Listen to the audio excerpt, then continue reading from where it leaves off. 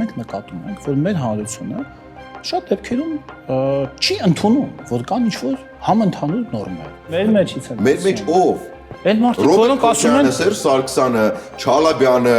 Թաթոյանը, երրորդը, չորրորդը ով։ հանրությունը այն ժամանակ էլ եղել անհաղորդ։ Ինչու չկա, որովհետև Լեռնային Ղարաբաղում իշխող մարդիկ դրան չեն գնացել այն ժամանակ։ Այո, այո։ Հանցագործության մասին հայտարարություն եք անում։ Ապրեն, հալալա, մեծ հերոսություն են անում։ Ես գրել եմ սահմանադրությունը։ Իհարկե։ Կարող եմ ինձ նշում անել։ Ինչ հարցումներ կան պետության կողմից անցկացված, որտեղ պարզ է դառնում, որ հասարակական պահանջ կա նոր սահմանադրություն։ Այն նա պետքա լինի։ Մենք հիմա անում ենք այն, ինչ 95-ին չի եղել։ Դուք կուսակցության ղեկավար Վարդան Ղուկասյանի ազատ արձակման մասին են մեր հանրության շրջանում անդադար խոսում։ Կգա 26 թվականը, մարդիկ մեզ ընտրել են խաղաղության համար։ Ինչև է չենք ճանաչել, հիմա ճանաչել են։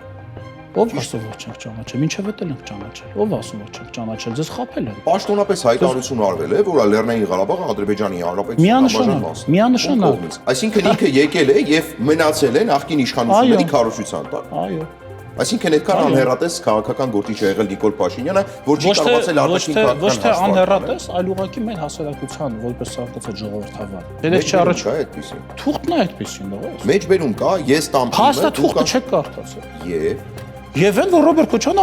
Ղարաբաղը ճանաչել է Ադրբեջանի մաս։ Եթե պատրաստվում է դրա դեմ ինչ-որ բան տա, պարզ չի դա։